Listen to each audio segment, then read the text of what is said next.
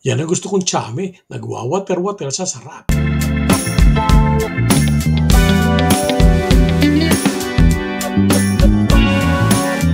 Okay mga kalus, episode 2 po ng aming podcast ng mga chismosong lusinahin. Ako nga po pala si Kaaling.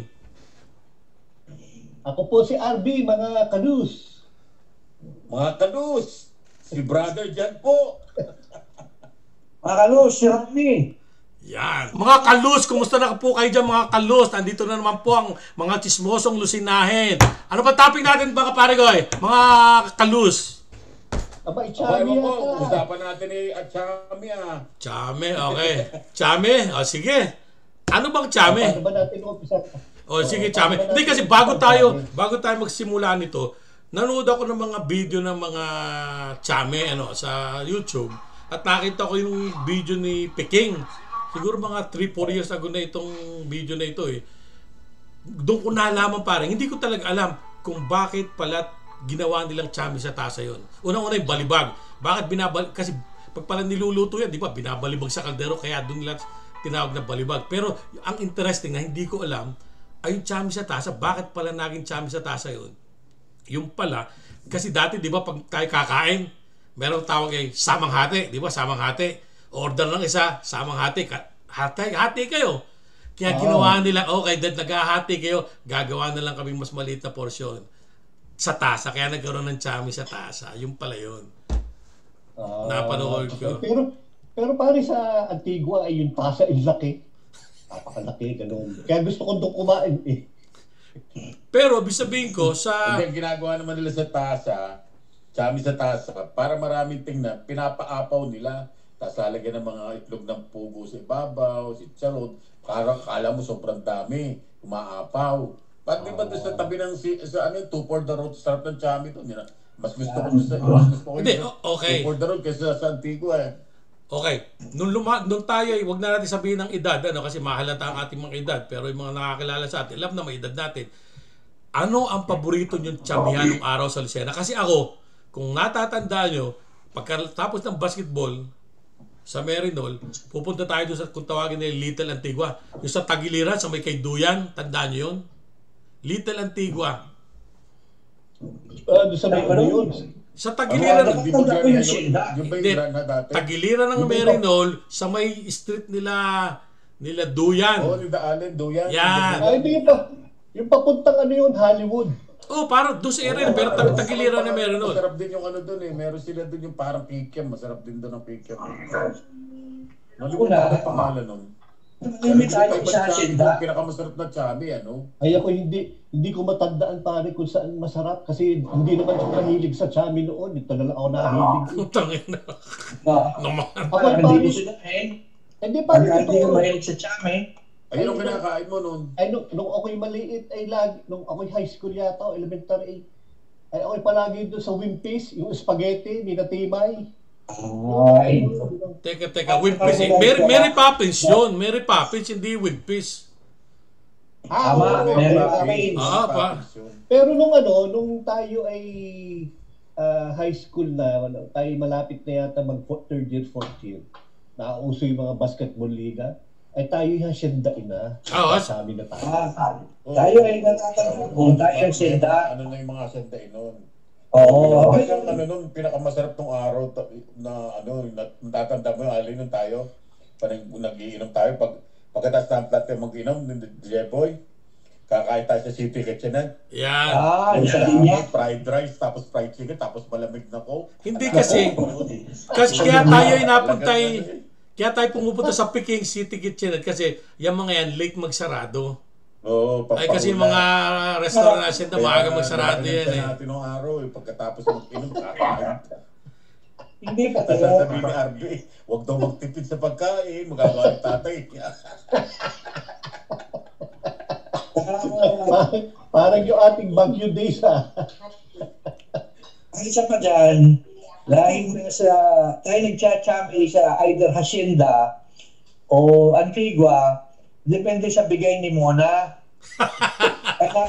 Rest in peace. Mapagta sa issue ng Chami. Parang ang mga lugar na masasarap ang Chami. Noon o ngayon? Hindi. Okay. Ngayon. Ito na lang sabi. Araw, pati ang walang kupas din yung Golden City, paring RB, di ba? Nakain pa pala sa Ah, Golden City. Ay, doon. Sarap din ang chami doon. Ang masarap, ang gusto ko doon ibihon at saka fried rice. Saka kape. Eh kami doon Pero- hindi chami din at nung araw, nung almusalan din namin ni Jebo yun eh. Ang in-order namin doon yung itlog, yung scrambled egg nila, tsaka yung Yun. sardinas nila. Sarap nung din. Ibang Sago, klase. sardinas.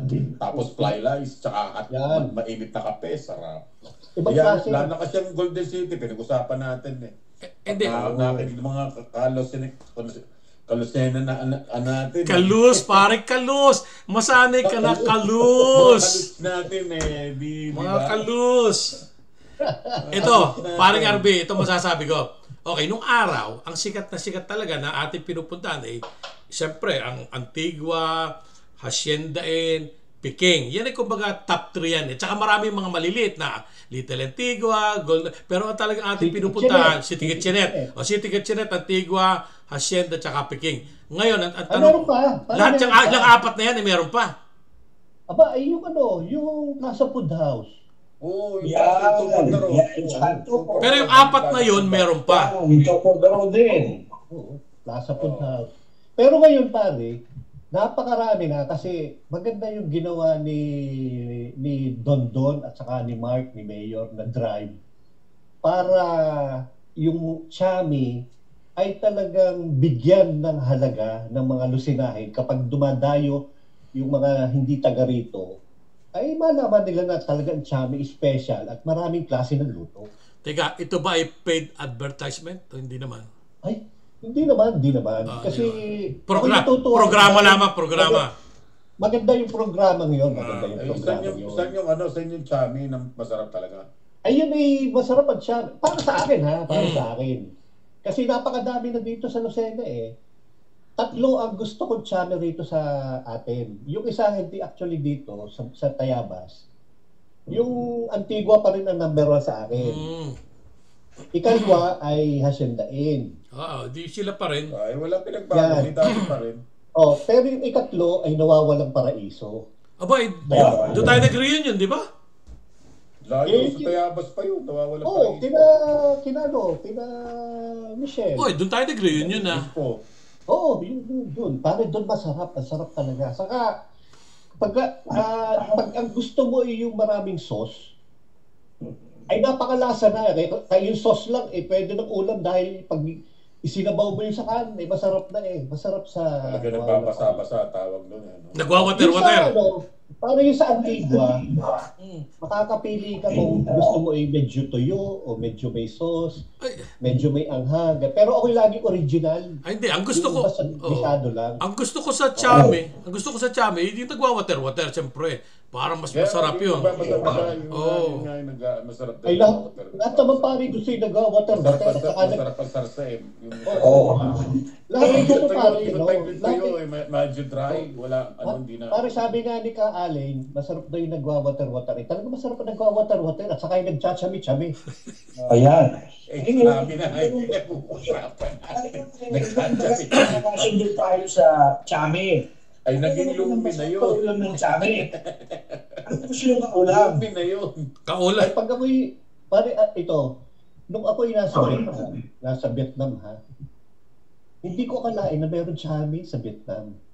Kasi Paano kung kanta yun? kung ano yung luto ng chami talaga sa atin, ganun din ang lasa, pero malaman ko, Pilipino ang may-ari. Ano naman alusinahin ba yun? Alam mo kung bakit chami yan? Pare, ang pangalan. Sa ano yan? Nagsimula sa Chinese pa rin yan, chow mein. Tama. Ganun ba? Oo, chami. Chow mein yan. Chow mein. Talaga? Stir fry. Kuya Kim, totoo ba yan? Noodles. Ha? Totoo ba yan, Kuya Kim? Oo. Abay, hindi ko lang Parang nalaman. nakakain ng pansit sa Chinese. Di ba nag-order ka chow mein? Oh, chow mein. Katunog. Talaga? Stir fry. Mixed noodles.